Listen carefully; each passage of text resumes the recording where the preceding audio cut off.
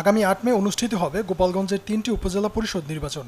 সময় যত ঘনিয়ে আসছে প্রার্থীদেরও ততই বাড়ছে দৌড়ঝাঁপ।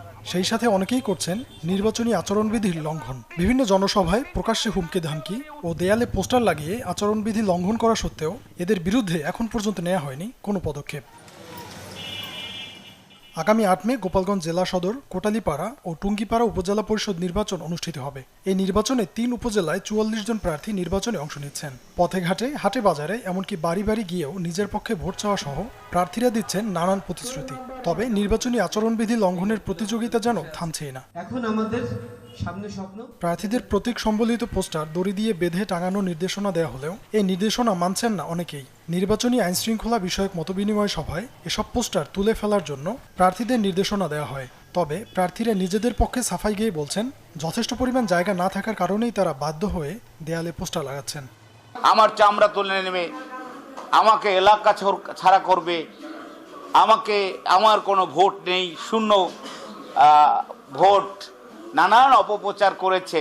প্রত্যেকেই কিন্তু আমরা জানি যে আমরা যেহেতু স্মার্ট, এখন আমরা স্মার্ট বাংলাদেশ, তো আমরা প্রত্যেকেই জানি যে আমাদের কোনো ওয়ালে, দেওয়ালে, ইভেন আপনার গাছে পোস্টার লাগানো যাবে না।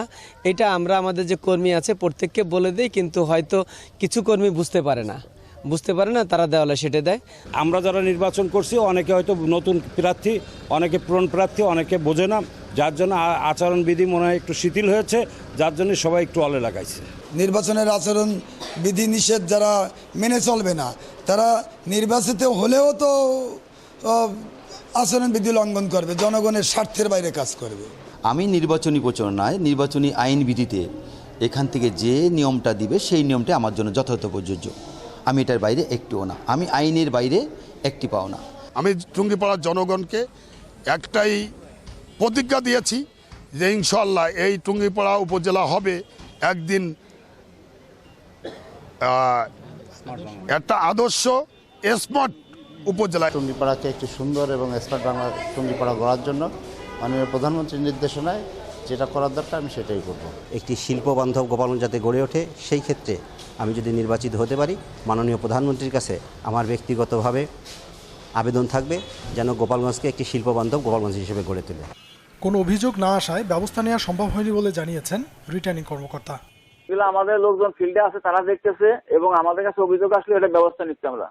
না অভিযোগ আসে নাই, আর আমাদের ফিল্ডে কাজ আছে, লোক আছে, ওরা দেখতেছে। ঠিক আছে।